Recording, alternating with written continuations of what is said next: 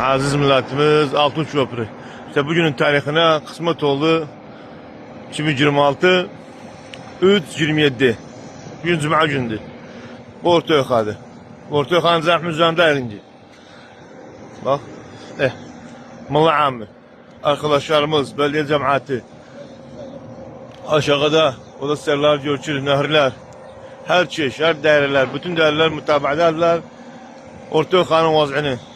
İşte çıkıp damın üzerine de su baksaydı zamhin dibine dayanıptı. Ama buradan da içeri verir. Sonra bu cami özü bisiz. Demek istemez. Altın Köprünün kalbi de en kadim şu camihti. Eseridir.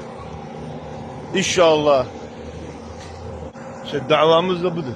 Rızamız budur devletten ve milletten, zencilerimizden her çeşit ulaşsın, bu camiyi kurtarsın.